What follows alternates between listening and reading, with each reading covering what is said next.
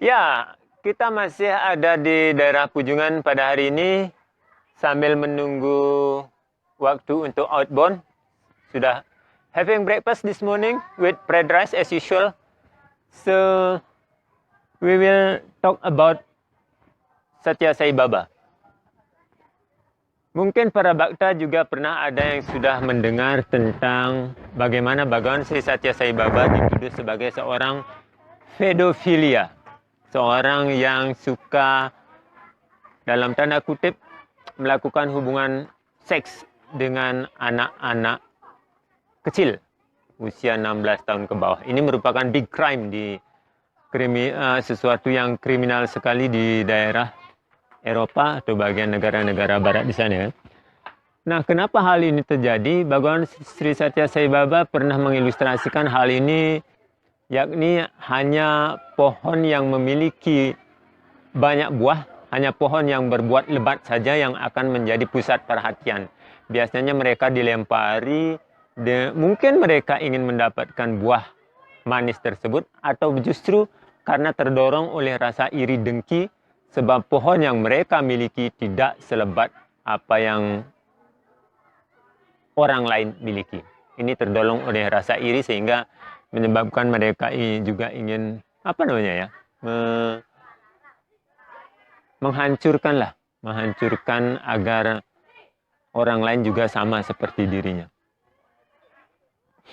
Nah, cerita-cerita semacam ini itu mirip sekali dengan kenyataan yang terjadi di lapangan. Bagaimana orang-orang juga terdorong oleh rasa jealousy, rasa iri, itu kadang tidak suka melihat kesuksesan orang lain. Orang tiba-tiba famous, tiba-tiba banyak orang datang dan tertarik dengan mereka. Itu membuat rasa jealousy, membuat rasa iri bagi sebagian orang. Sama halnya apa yang terjadi dengan Mr Isact Tigret atau dengan Sri Sathya Sai Baba. Sebagaimana kita ketahui bahwa Sri Sathya Sai Baba itu famous di almost 200 countries around the world. Hampir di 200 negara itu orang mengenal Sri Sathya Sai Baba. Ada center-center pemujaan beliau. Sama halnya dengan keberadaan Mr Isact Tigret, yang kita tahu beliau adalah founder dari Hard Rock Cafe. Beliau dengan usahanya yang tiba-tiba melejit begitu banyak, mendirikan Ram Foundation. Dia membantu memberikan dananya itu banyak ke Sri Sathya Sai Baba karena Mr Isact Tigret juga adalah Sai devotee.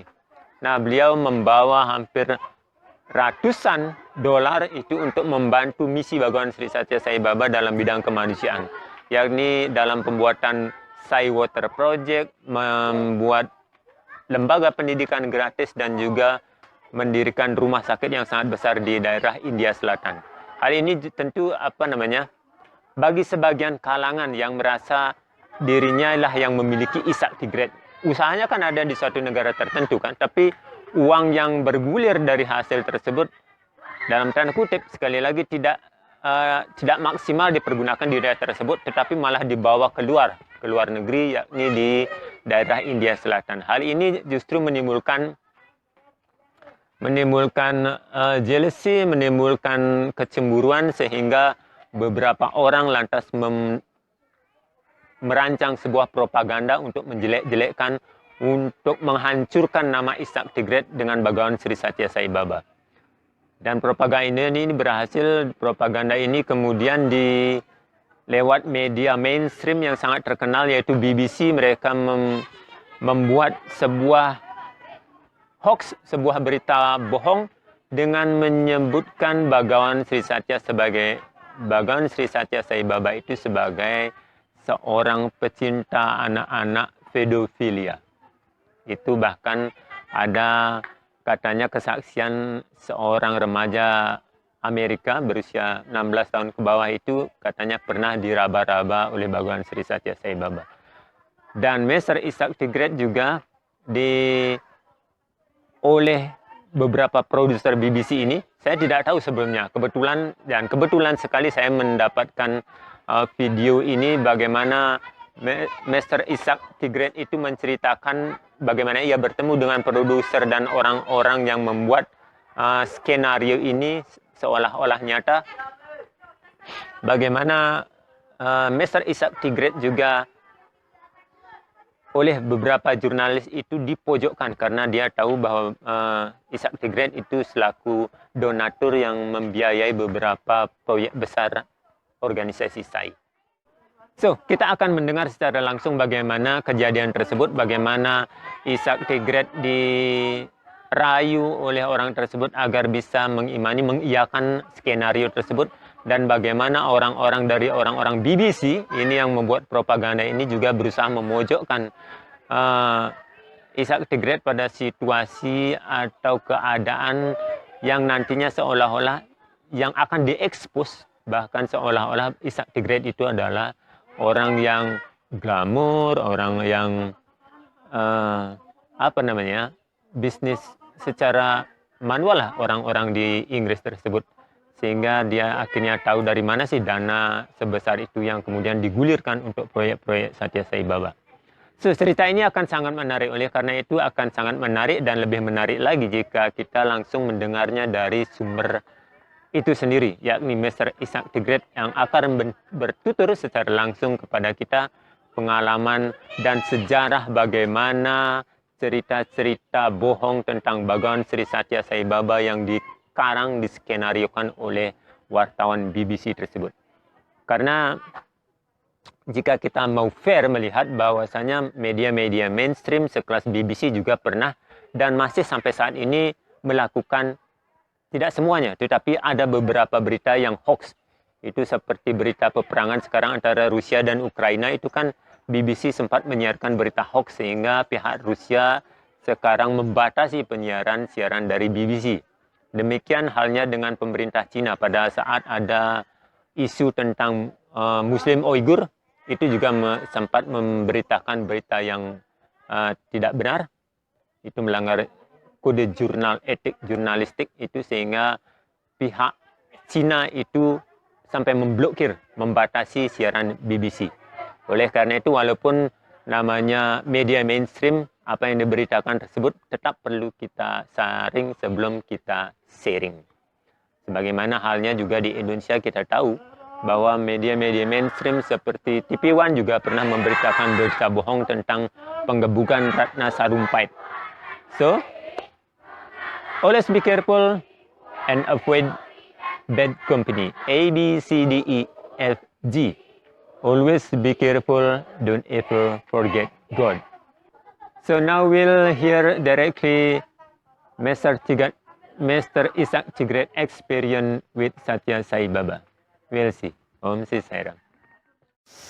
There was a film that was done by the BBC, and I get a call. They said, "Oh, the BBC is here, and they're doing this wonderful documentary on all the good works and the water projects and saving Chennai when they were going to drought and building the hospitals and all that stuff." And I said, "BBC? Who from the BBC?" Because immediately, whenever we would get a request, which were 30 a week, we'd immediately find out who this guy was, the type of people. Was he an independent? Was he really a BBC producer? What type of stories does he do? Are they puff pieces, or is he out to get you, or is he in the middle of the road? How can we influence him for the piece? Because I built my business on public relations, so never advertised a day in my life. So I learned how to control every piece that was ever written about it. If I could get 90% going my way, then I had done my duty. And I said, "My God, what have you done? Who is this guy? Who is this great BBC producer who is going to do this wonderful piece on the great works of Sai Baba?"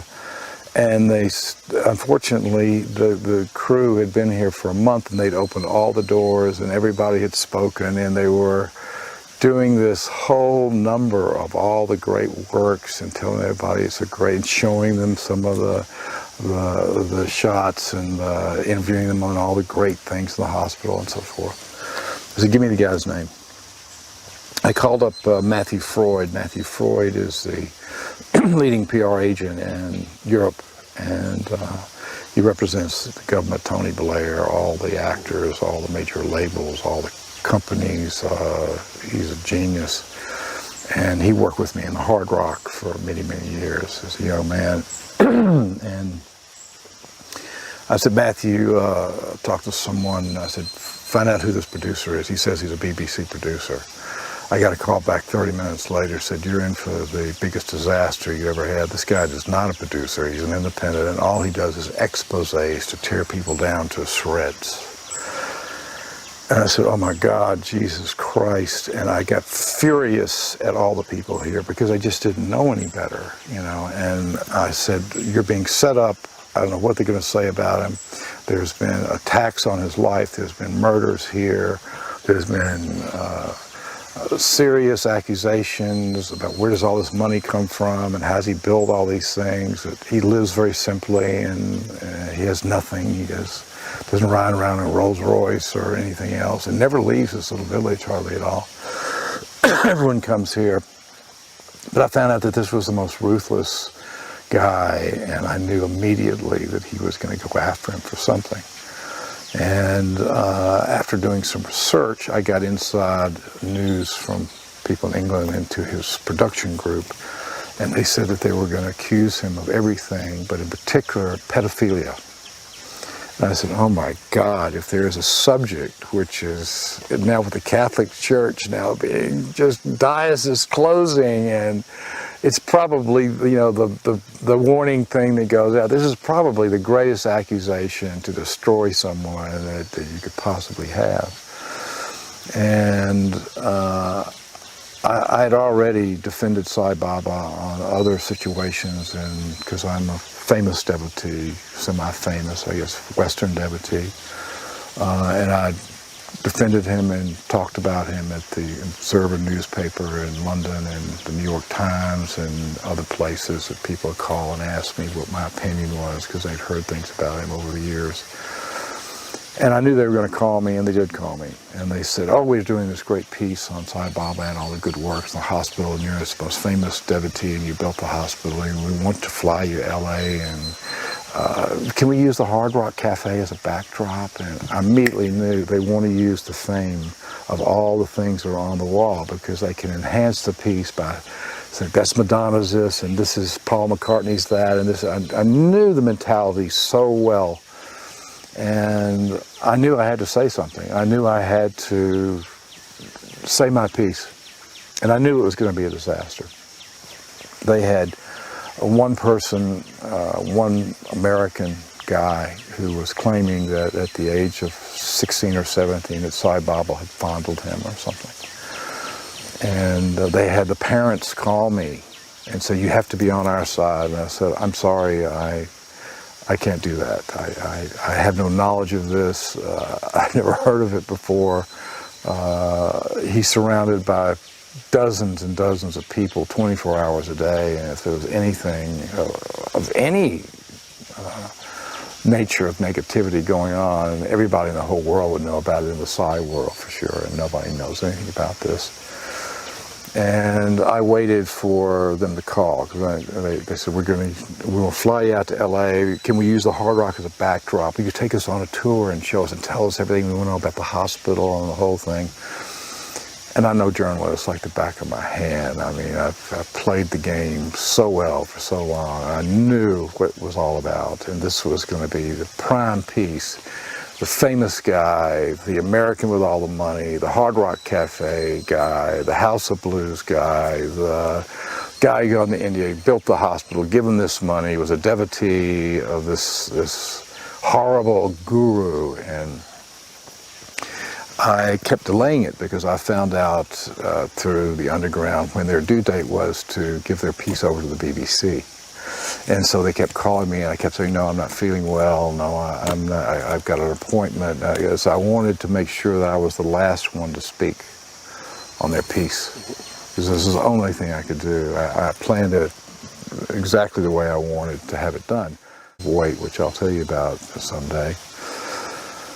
And they called me, the producer called me, it's all peace and love and flowers and wonderful Sai Baba-ness, and said, oh, by the way, we have rented a Corniche convertible and we have 6 beautiful actresses, and we want to take a picture of you going down the Sunset Strip in this car full of all these girls. And of course, I knew immediately what that was for and how it was going to be part of the dynamics of the piece and the whole bullshit and the glamour of, especially Englishmen and the Sunset Strip and a Rolls Royce and beautiful actresses and the Hard Rock Cafe and all the famous memorabilia and everything. I knew exactly what they were going to do. So I said, yes, I'd be delighted to. And then I called the next morning, and about an hour before I was supposed to be on this set of whatever, I said, I'm sorry, I've got a cold, I'm sick, I got a flu, I can't come. So they had to cancel it, and they had one more day because they had to cut the piece, and I knew they had to have it in 2 days. So I go to the Hard Rock, and the first thing, will you take us and show us all the memorabilia? And they make a big deal about going to every piece, so they're bringing in these famous names. Paul McCartney, Madonna, blah, blah, blah. This, of course, enhances the legitimacy of this whole thing by bringing all the celebrity of LA and music and actors and everything. And they talk for 2 hours. I'm on camera, and I had the Hard Rock. I knew what was going to happen. I'm sitting there waiting because they're just asking all these flowery questions and the good works and everything else. And they were very clever. They had an Indian girl doing all of the interviews, so that it was like, you know, this was a local that was doing this as an Indian. It was so clever, and so obvious. So I was waiting and waiting for the question to happen, and suddenly this girl from this flowery 2 hours on camera with 3 cameras shoot says to me, and what about these accusations on pedophilia? What do you think about this? And actually they had a thing on me, and I said, I really don't care. Oh, well, then you agree with pedophilia? I said, no, it has absolutely nothing to do with that. I have no knowledge of any of this stuff. It may be true. It really doesn't make any difference to me. Well, what do you mean it doesn't make any difference? It's like the biggest crime and da-da-da. And I said, look, if you discover your spirituality through whatever, going to a church or to a synagogue or to a priest, and then all of a sudden the rabbi or the priest or whatever goes out and kills somebody, does something awful, and they have brought you to your spiritual definition, what do? You give up your definition? Do you just forget about the whole thing and it all was a hoax? I said, that's not the way it works. And then they asked me a second time, you know, blah, blah, blah, blah, blah, pedophilia thing, and I answered again. I said, look, I don't know if it's true or not. I don't care if it's true or not. It may be true, but I don't care. You got to, and then I tried to explain why I didn't care, why it didn't make any difference. And then they asked me a third time. And I again said, let me put it to you simply. If Sai Baba asked me to jump off the roof of this building, I'd jump off in a second. He is my master. He has given me the definition of my spirituality. I will be by his side at the moment he dies. And then they tried to ask him another question. I said, turn the camera off. I'm not asking him anymore. I got up, took the thing off, and left.